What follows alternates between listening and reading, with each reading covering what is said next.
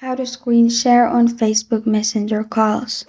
Hi everyone, I'm here to assist you today. Without any delay, let's jump right in. First, open Messenger on your device and log into your account. Then, click on the chat where you want to screen share.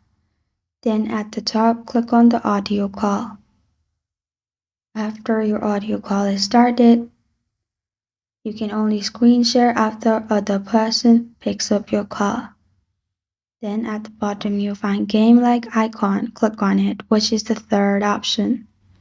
Then you'll find start sharing. Click on start sharing. After that, click on start now and your screen is shared. And to stop, you can click on it and press on stop at the top and you're good to go. This is how to screen share on Facebook Messenger calls. Thank you for joining me today. If this video helps you out, please leave a like and subscribe for more. Got a question or want to suggest a topic? Comment below. Thank you for watching.